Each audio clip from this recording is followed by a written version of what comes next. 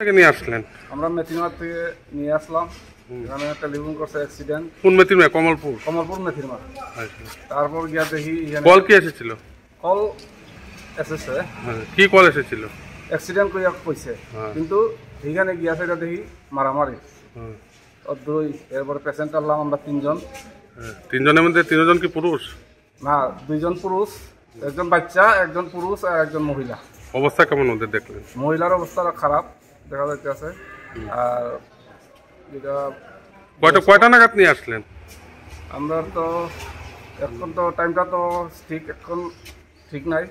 আধা ঘন্টা 1 ঘন্টা আগে কলটা, আধা ঘন্টা হইব। এখন 4টা বাজছে। তোদের 3:30 কল হয়েছে। ঠিক আছে। আজকে ঘটনাটা কি ঘটলো এখানে? ঘটনা তো কি দাদা জানি না আমি, কিন্তু গত কিছুদিন আগে আমার এলাকা হইল, মানে গ্রাম হইল মেথিরমিয়া গ্রাম, এখান থেকে গৌতম দেশের লাউ গাছ আছে, এটা সন্ধ্যা মোতাবেক আমার নামে কেস দিচ্ছে। আমি কেসের হাজিরও দিয়ে গেলাম। গতকালকে নাকি কার টমেটো গাছ কাটছে, এটারও কেস আমার নামে দিতে সন্ধ্যা মোতাবেক। বড়বাবু ঢাকাইছে, আমি বড়বাবুর কাছে আসছি। কোন পিএসে আসলেন? কমলপুর পিএস। পিএস থেকে কথা কয়ে বাড়ি যেটা আমি মনে করতাম, বাড়ি ঢোকার মানে 150 মিটার আগে দুই পরিবারের সবাই মিললে আমার পরিবারের সম্পূর্ণ। কার পরিবার?